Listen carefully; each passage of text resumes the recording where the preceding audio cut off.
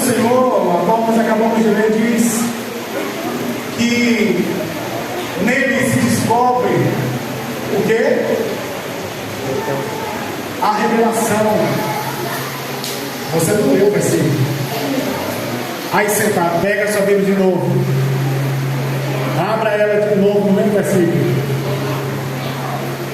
Romanos, 1, versículo 16. Amém. Pode abrir de novo, sentadinho e bonitinho. Leia com atenção. Porque não me envergonho do Evangelho de Cristo, pois é o poder de Deus para a salvação de todo aquele que crê, primeiro do judeu, também do grego, porque nele se descobre, algumas traduções vai dizer, se revela, porque nele, no Evangelho, se revela, porque no Evangelho se revela o que é que precisa ser revelado, aquilo que está oculto, a bênção que está oculta, porque nele se revela algo sobrenatural, a justiça de Deus, a justiça, olha, leia e preste atenção no que você está lendo, porque no Evangelho se revela a justiça de Deus. E como é que essa justiça se revela? Está escrito aí. Como é que a justiça se revela? De fé em fé. De fé em fé. O pastor Davis falou algo aqui muito interessante e eu vou só dar continuidade. Para nós que cremos no Evangelho, é algo sobrenatural, porque o Evangelho é algo sobrenatural. Quando nós vamos lá para o livro de Gênesis, no primeiro versículo está escrito: no princípio criou Deus os céus e a terra. Não é assim? Isso é algo sobrenatural. Quando nós vamos descorrendo da Bíblia, nós só vamos encontrar Deus causando, criando, movimentando obras sobrenaturais. Quando a gente discorre o Velho Testamento, você vai encontrar machado flutuando, você vai encontrar mar se abrindo, você vai encontrar rios se abrindo, você vai encontrar o sol e a lua parando. O que é isso? É normal? É sobrenatural. Você vai encontrar vários momentos em que o sobrenatural de Deus está a olho nu, por assim dizer. Você vai encontrar coisas imagináveis. Você vai ver o Senhor dos Senhores e Rei dos Reis se revelando todas as vezes em que o seu povo parava, clamava, o sobrenatural de Deus estava lá. Mesmo o povo misturado em desobediência, mesmo o povo vivendo uma vida mais ou menos crente ou não, saíram do Egito e Deus pegou uma coluna de fogo que ficava iluminando o arraial durante a noite. Irmãos, isso é sobrenatural. E quando via o sol escaldante, quente, fervente ali, que todo mundo sentia aquele calor, havia uma nuvem que cobria aquele povo para que eles tivessem, para que eles sentissem o refrigério da sombra. Isso é algo sobrenatural. Isso é algo poderoso. E no decorrer da história você vai vendo sempre Deus se manifestando de uma forma sobrenatural. E toda a escritura do Velho Testamento apontava para um ser sobrenatural. Oh, aleluia. E a este ser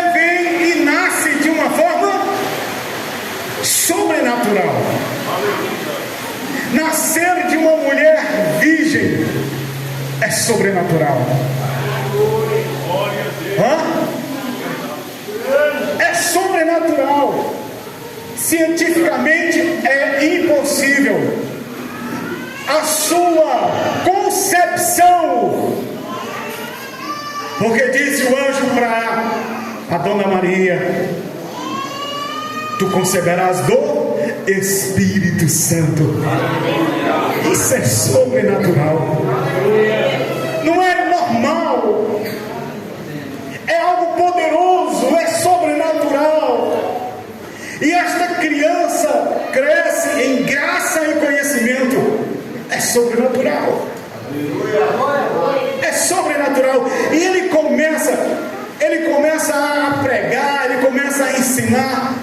E eu imagino, irmãos, que mesmo quando criança, eu imagino que Jesus já operava sinais sobrenaturais. Porque ele é sobrenatural. E toda história de Jesus Cristo, sendo adolescente, jovem, se tornando adulto, não foi uma história normal, foi sobrenatural. Deixa eu te dar um recado de Deus. Você está inserido em um evangelho sobrenatural. Esse, glória a Deus, não me convenceu. Você está inserido em um evangelho sobrenatural. Mesmo você sem forças, mesmo você sem ânimo, mesmo você sem fé, mesmo você sem nenhum tipo de argumento, porque não é pelas nossas obras, é por causa do poder sobrenatural dele. Este evangelho está na sua e na minha vida, operando o sobrenatural.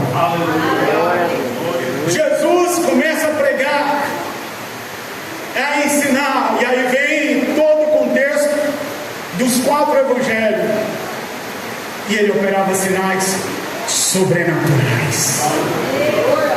Oh, aleluia! Jesus cura os enfermos, ressuscita mortos, faz cego ver, faz o surdo ouvir, faz as coisas inanimadas tomarem direção. Porque mandar pescador pescar durante o dia e encher as suas redes de peixe, isso significa que não só o ser humano tem condição de ouvir a voz de Cristo. As coisas inanimadas, os animais, eles têm o poder de ouvir a voz de Cristo. E se eles ouvem a voz de Cristo, eles ouvem a voz do Evangelho de Cristo Jesus. O que acontece então a partir de agora, em que a igreja de Jesus está vivendo sobre a terra? Porque ele mesmo diz no livro de Marcos: em meu nome, Marcos 16. Ele vai dizer no livro de João: não se turbe o vosso coração, credes também em Deus, mas credes também em mim. Ele está chamando, ele está chamando. Ele diz lá no livro de Mateus, capítulo 28, versículo 11, ele diz: vinde a mim. Oh, Ramanabassuria, vinde a mim, todos que estáis cansados, sobrecarregados, e eu vos aliviarei. Ele continua pregando, continua ensinando, continua curando. Vai lá naquele lugar lá que tinha aquele homem que todo mundo sabe da história, e pega aquele homem, cura aquele homem que vivia nos cemitérios amarrado por corrente, e dá uma nova história para aquele homem. Glória a Deus. Jesus está operando o seu natural, que é o nosso sobrenatural. E aí ele vai para a cruz e diz: não se preocupe, porque eu tenho que ir para a cruz. Eu vou para a cruz, mas não fique preocupado, porque ao terceiro dia eu volto. E não ficará pedra sobre pedra. E aí ele volta de uma forma sobrenatural.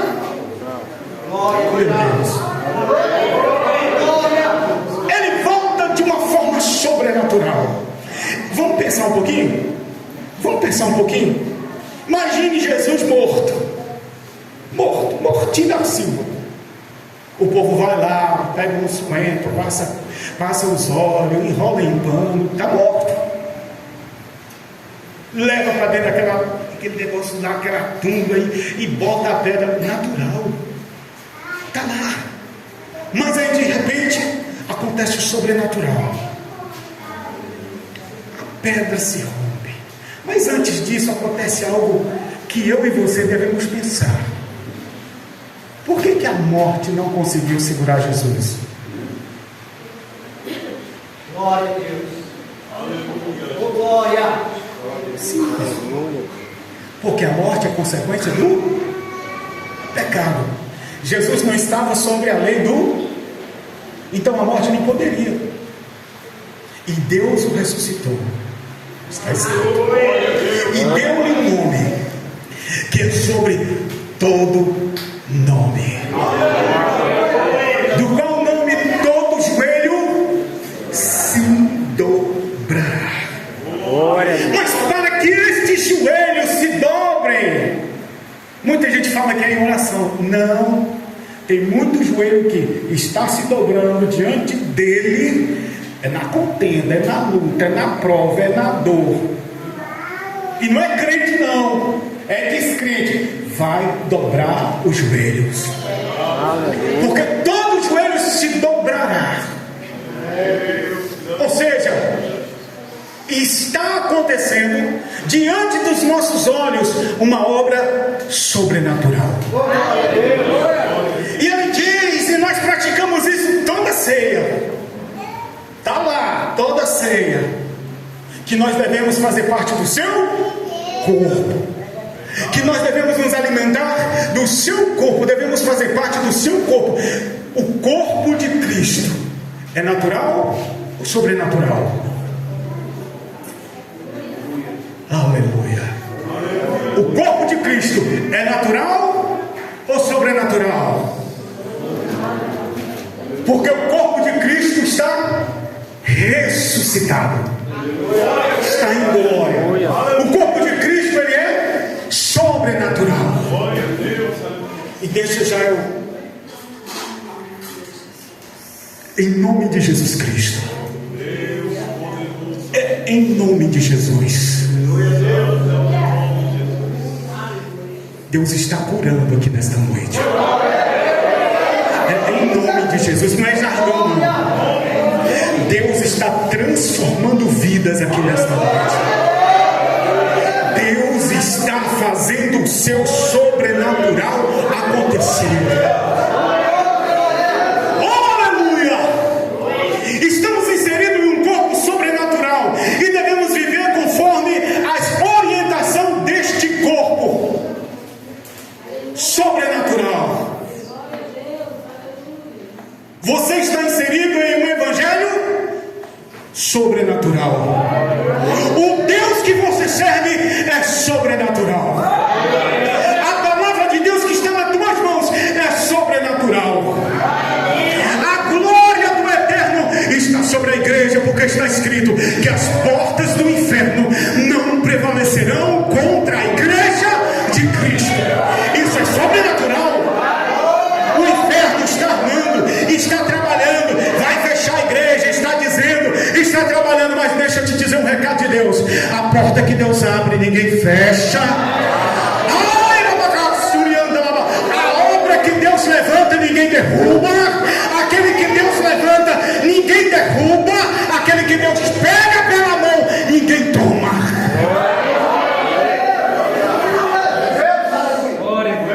O apóstolo Paulo, querendo ir para Roma, visitar Roma, porque ele tinha duas naturalidades. Ele queria ir para Roma. Depois você lê os versículos anteriores. Ele diz: eu muito peço a Deus para que eu possa ir estar com vocês, para levar-lhes a palavra do meu Senhor Cristo Jesus. E meio questionado, ele vai, solta essa pérola: eu não me envergonho do Evangelho, conhecedor de causa natural e sobrenatural. A convenção do apóstolo Paulo, como foi? Foi natural? Oh, aleluia, foi sobrenatural. Por que tu me persegue? Ah, mas eu estava correndo atrás dos crentes e puxava cabelo daqui. Não, você estava me perseguindo. Você é crente, entenda, crente, entenda. Ele procurava perseguir a igreja. Jesus não falou para ele: você está perseguindo a igreja, você está maltratando a igreja, você está lutando contra a igreja, você está bagunçando a igreja. Não, ele falou: porque tu me persegue. Oh, aleluia.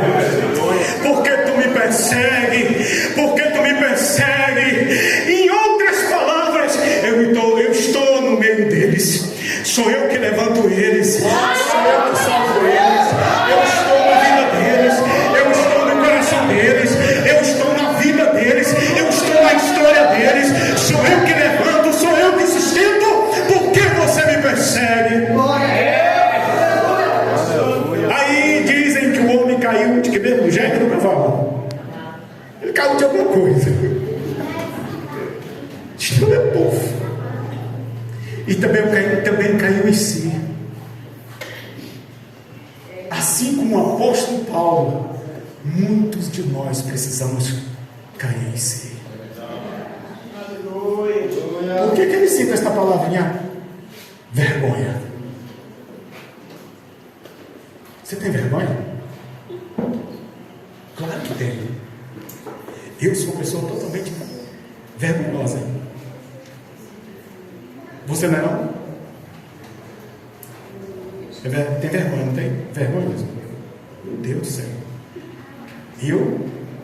Misericórdia. Será que alguém é vergonhoso como eu?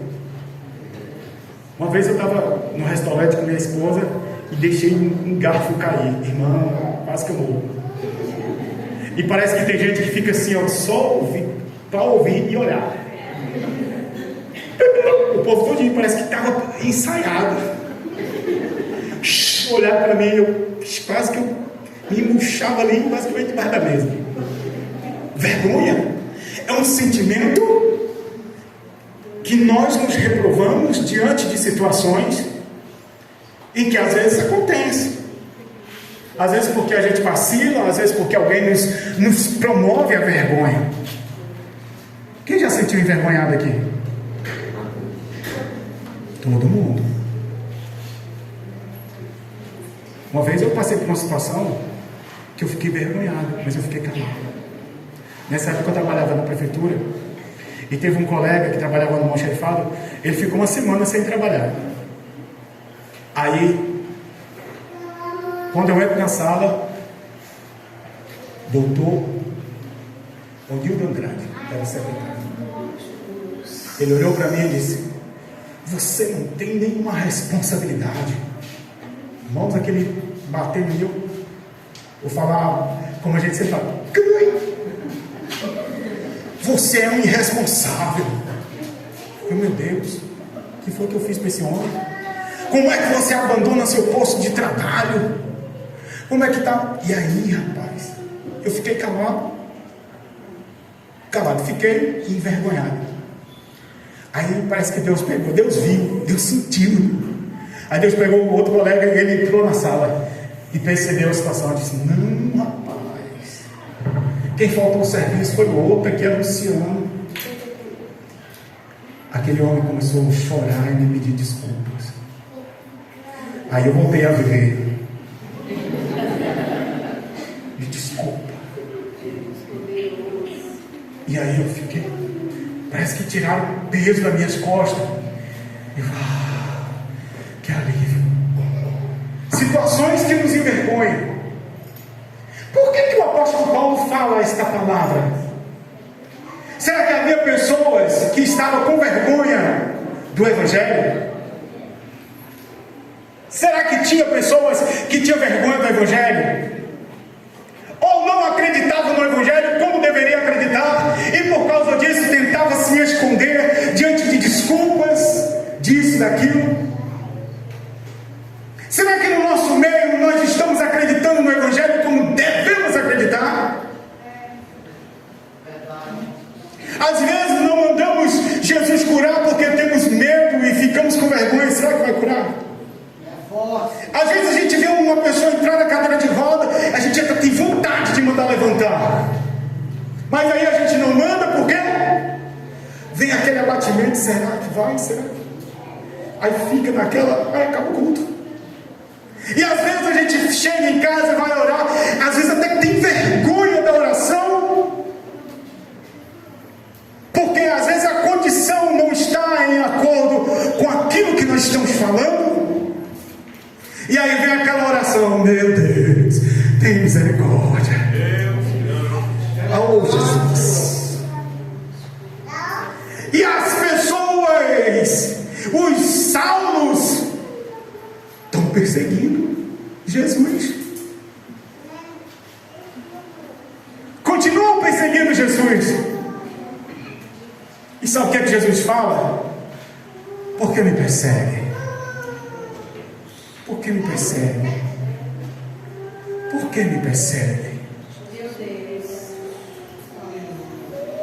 Porque nós, às vezes, estamos com vergonha. Às vezes estamos com vergonha. Às vezes somos tímidos e não reagimos conforme as Escrituras. Não reagimos. E aí Deus não fica com vergonha, mas nós ficamos. Diferente do apóstolo Paulo, ele já sentia que havia estes rumores. Ele diz: olha, eu não me envergonho do Evangelho. Primeiro, porque ele sabia o que é o Evangelho. Aleluia. Ele diz: olha, eu não me envergonho do Evangelho, porque o Evangelho é o poder de Deus. Aleluia. É bom ser crente, é bom estar inserido nesse contexto social de pessoas boas. Tem coisa melhor do que você andar com crente que você sabe que não vai te arrumar problema, é só pessoas boas. Isso é bom. Não tem coisa melhor não. Não tem coisa melhor que você trocar ideia com o pastor, aprender com o pastor, conversar sobre coisas boas, sobre perdão, sobre misericórdia. Isso é maravilhoso. Isso é algo que nós devemos praticar sempre, aprender, buscar de Deus. Isso é maravilhoso. Mas deixa eu te dar um recado de Deus. Eita Deus! Deixa eu te dar um recado do Senhor. Quem te chamou foi Deus. Quem te constituiu foi Deus. E te inseriu no maior poder de Deus sobre a terra. O maior poder de Deus está na sua palavra. Está no Evangelho de Cristo. Que como está escrito, que este Evangelho se revela de fé em fé. Então peraí, eu já tive fé de levantar a minha mão para Cristo, mas eu preciso produzir fé. É de fé em fé. Não basta só levantar a mão e dizer agora só de Cristo. Não, tem que praticar a fé. Tem que praticar a fé. A oração é obra de fé. Só ora quem crê.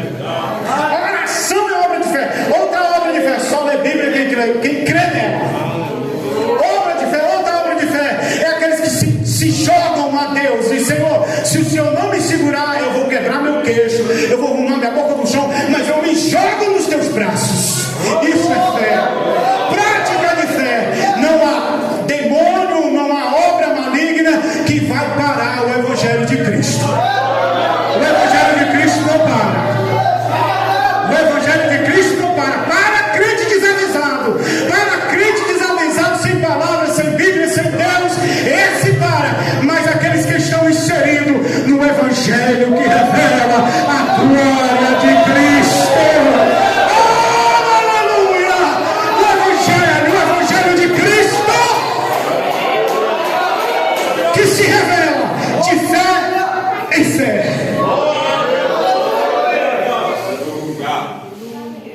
comigo. Se eu aceitar Jesus, vir para a igreja, ficar aí, o que vai ser revelado na minha vida? O que vai ser revelado na minha vida? Que eu estou na igreja, mas que eu estou parado. Eu estou? Não vou morar? Não. Vamos fazer a obra? Não, Deus não tocou ainda. Vamos ser dizimista? Não, Deus ainda não falou comigo. Oferta, irmão? Não, Deus ainda não falou. Irmão, está na obra. Vamos participar do grupo de dança? Não. Cantar? Rapaz, sabe que eu até tenho vontade? Mas ainda não é a minha vez. Orar? Sabe, irmão, eu tenho vontade de ser um homem de oração. Mas quando eu dobro meu joelho,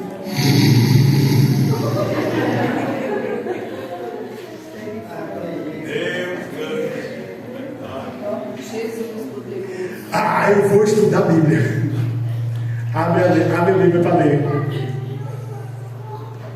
E disse Deus: haja. Não termina. Porque está parado. Mas está escrito, irmãos, que o Evangelho se revela de fé em fé. É de fé em fé. Fez uma obra, viu? Deu certo a fé. É pequenininha, não é nada, eu vou cantar. Oh, aleluia. Deu certo. Mesmo desafinado, mas cantor. Agora eu vou pregar. Não falta mais uma escola bíblica, nem um culto de ensino. Tudo que o pastor ensinar, eu vou anotar. Eu agora vou ser pregador. A minha primeira mensagem, quem ouviu foi o banheiro. Banheiro pequeno, eu dava até umas cotoveladas. E assim diz Deus para você. E meu filho comigo, eu estava lá pregando, ele pegava um balde de água gelada. Lá em casa não tinha o banheiro não tinha teto, ele jogava água gelada por cima. E quando a água caía sobre mim, eu disse: eita mistério! Mas não saía da pregação. Não saía do mistério, não saía da pregação. O que você está fazendo parado? O que você... Não, sério. O que você está fazendo no corpo de Cristo parado? Você sabe o que significa uma célula parada em um corpo? Ela está morrendo. Você sabe o que é um câncer? É uma célula morta dizendo para as outras: morta bem, morta bem, morta bem, morta bem. Isso é o câncer. Uma célula parada num corpo, ela começa a dar ideia para as outras. Por isso que o apóstolo Paulo está falando: eu não me envergonho. Eu não me envergonho. Eu não me envergonho do Evangelho, porque eu sei que é o poder. Mas não é o poder que se acaba amanhã, não é o poder que se acaba à noite, não. É o poder de Deus. Oh, aleluia! Tem muito crente cheio do Espírito Santo, ouvindo a voz do Espírito Santo, mas não está crendo no Evangelho. Deus tem enchido, não é brincadeira não. Deus tem derramado sobre a sua igreja, porque se Ele não tivesse derramando, a igreja estava vazia. Se Ele não tivesse derramando, você não estaria aqui. Se Ele não tivesse derramando, você não estava sentindo isso aí que você está sentindo. Eu vou glorificar, eu vou exaltar, eu vou levantar, eu vou cantar, eu vou pregar, vou ganhar alma, eu vou fazer parte da obra poderosa do Evangelho, porque ela vai se revelar em mim, de fé em fé.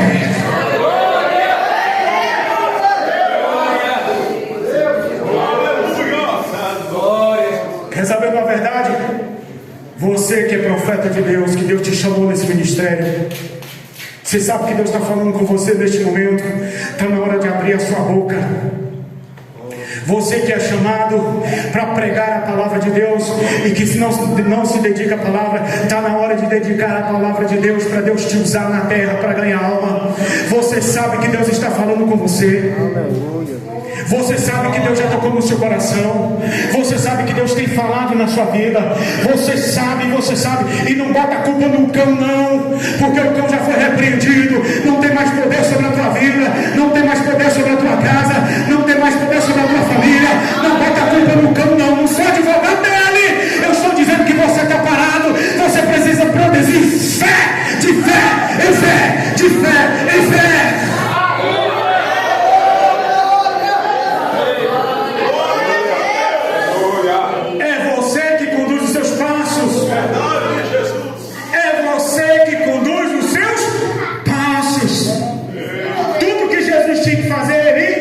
Fez. Todas as promessas para a sua igreja está aqui, meu Deus. O que é preciso fazer? O que é preciso fazer?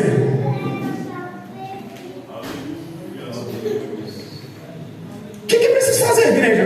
Não, misericórdia. Pastor Denis, tem misericórdia. O que é preciso fazer? Você já aceitou Jesus? Já sente a presença dele? Tem algo mais glorioso que sentir a presença de Deus? O Espírito Santo está na tua vida, irmãos. Isso é grande demais. Isso é muito grande. O Espírito do Deus vivo está na tua vida. Isso é grandioso. Isso é algo grande, é algo sobrenatural. Está na tua vida. Está em ti. Glória a Deus. Aleluia. Para quê? Para fazer você andar de fé em fé. Aleluia. E o que é isso? Só se anda de fé em fé, irmão, quem se movimenta. Quem se movimenta. Se ficar parado, vai dar teia de aranha. Vai dar teia de aranha, vai dar cupim nos pés. Vai ficar plantado. É verdade. E você sabe o que significa isso, né? Vai ficar plantado e vendo a glória passar. A glória está passando. Não é passando para ir embora, não. Porque a glória se movimenta. O Deus que servimos se movimenta. O Jesus que nos chamou está em movimento. E ele diz: olha, eis que eu vou para o Pai, e eu vou para o Pai, e eu vou enviar o Consolador, para que onde vocês estejam, oh meu Deus do céu, o Espírito de Deus está na igreja. Qual foi a época que a igreja mais cresceu? E o que gera perseguição faz a igreja? A igreja primitiva entrou na perseguição. Aí começaram a movimentar. Era culto dentro das bocas. Deus batizava com o Espírito Santo. Encontrava debaixo das árvores. Conhece o Evangelho? O Evangelho é Jesus Cristo. A pessoa já recebia o batismo ali, já saía glorificando e já começava a ganhar. Já começava a ganhar.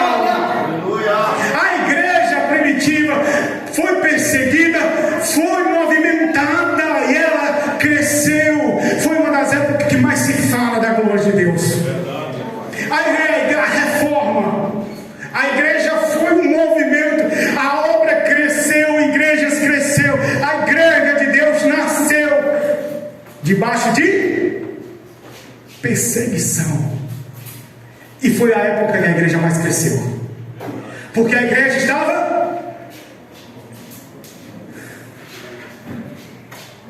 O apóstolo Paulo sabia disso. Ele disse, ele sabia. Irmãos, ele, em uma das passagens ele diz: conhece um homem que subiu ao terceiro céu, que viu coisas. Ele estava falando de quem? Ele viu coisas inefáveis. Se foi no corpo, não sei. Se foi fora do corpo, isso é sobrenatural. Ele sabia do poder do Evangelho. Conhecer o Evangelho é uma coisa, viver o poder do Evangelho é outra coisa. Participar de uma igreja, ser crente é uma coisa, ser cheio do Espírito Santo é outra coisa. Se é bom vir à igreja, andar bonitinho, arrumadinho, é bom, mas é bom nem que tenha perseguição, ser cheio da glória, viver para a glória, sentir a glória, vivenciar o poder do Evangelho. Todas as vezes que a igreja parava, todas as vezes que a igreja se acomodava, sofá confortável, tudo bonitinho, aí quer que Deus não, para aí, acabou, não, deixa eu melhorar a sua vida espiritual, só pro vento. Aí o sofá não presta mais, a casa parece que dá aquele negócio, não, eu vou visitar alguém, eu vou fazer a obra porque se eu ficar aqui eu morro. Já sente isso. Aí o crente começa a movimentar. E quando o crente está em movimento, irmãos, não tem inimigo que pare. Porque o movimento do crente atrai, sabe? Eu chamo de imã. Atrai a presença, atrai o poder do Evangelho, atrai o poder do Evangelho para si. Aí você não tem mais medo de expulsar o mal, não tem mais medo de dizer: o Senhor Jesus me curou, o Senhor Jesus vai te curar. Não tem mais medo de dizer: eu creio no Evangelho de Cristo Jesus, porque Ele é o poder de Deus.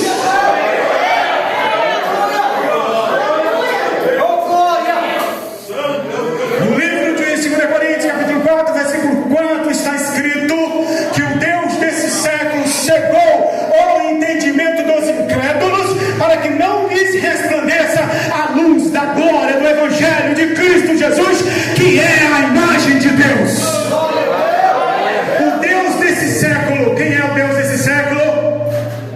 Vamos falar de um jeito chique: Lacon. O cão é o Deus desse século, que tem cegado o entendimento dos incrédulos. Irmãos, deixa eu perguntar para você: quem é incrédulo? É aquele que não conhece ou aquele que conhece e não pratica? Me ajuda, meu bispo. É o que conhece? Então esse versículo está dizendo que o Deus desse século está cegando o entendimento. O entendimento. O que tipo de entendimento que ele está cegando? Ele está fazendo que o crente seja crente, mas não creia no poder da cura. Ele está falando que o crente seja crente, mas não creia no poder da ressurreição de Cristo. Ele está fazendo que o crente seja crente, mas não creia na glória do Eterno que está sobre a igreja. Ele está fazendo que o crente seja crente, mas não creia no sobrenatural de Deus sobre a igreja. Dá uma virada na sua mente e vê se isso não está acontecendo. Aleluia. Tem igreja que até na hora de pregar o pastor chega: não fala de coisas muito sobrenatural, porque aqui é aquela coisa, não prega, irmão, sobre isso. Tem igreja, tem pastor que não fala muito sobre o tal do pecado, porque sabe o que é isso? O Deus desse século está cegando os entendimentos. Os entendimentos. É de fé em fé que o Evangelho se revela. É de fé em fé que a glória se revela.